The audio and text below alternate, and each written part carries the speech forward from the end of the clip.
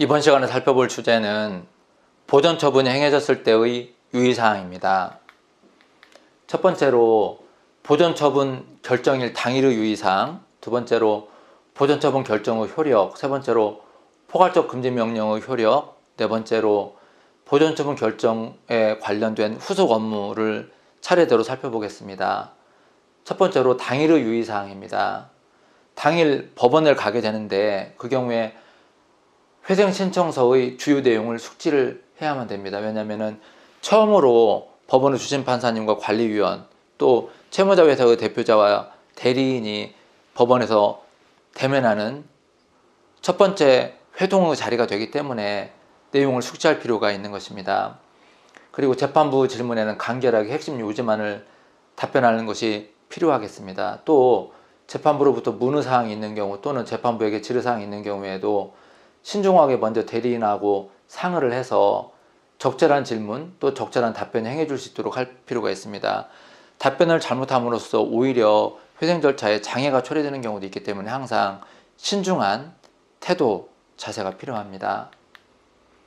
보전 처분 결정의 효력을 살펴보면 법원의 관리 감독을 받기 시작한다는 의미, 또 법원에서 채무자 회사의 자산을 동결하겠다, 법원에서 통지할 테니 채무자 회사의 대표자, 관리인은 더 이상 자산을 처분하지 말고 동결하라 라는 자산 동결과 동의어라고 이해하시면 되겠습니다. 이 보전처분 결정의 수범자는 채무자 회사입니다. 그래서 회사 명의의 자산 또는 돈에 대해서 처분한다든지 변제해서는 아니 되는 것입니다. 불가피하게 처분을 해야 될 상황 또는 채무를 변제해야 될 상황이 발생하는 경우에는 법원에 반드시 사전에 보고한 후에 허가를 득하고 처분하거나 변제를 해야만 되는 것입니다. 포괄적 금지 명령의 효력에 대해서도 살펴보겠습니다. 수범자는 이번에는 반대로 채권자 측이 되겠습니다. 그래서 회생 채권자는 회생 담보권자가 채무자 재산에 대해서 함부로 강제 집행을 하고 권리 행사하는 것을 차단하는 효력이 있습니다. 그래서 강제 집행으로부터 채무자 회사의 자산을 보호하는 이유가 무엇일까요?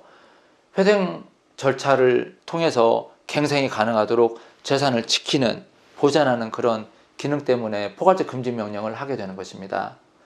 포괄적 금지 명령의 경우에 강제 집행이 진행되는 경우에 그 사건에 관해서 포괄적 금지 명령문을 제출함으로써 강제 집행 절차가 중단되기 때문에 꼭 이 명령문을 해당 강제 집행, 예를 들어서 경매 법원에 제출할 필요가 있게 되는 것입니다.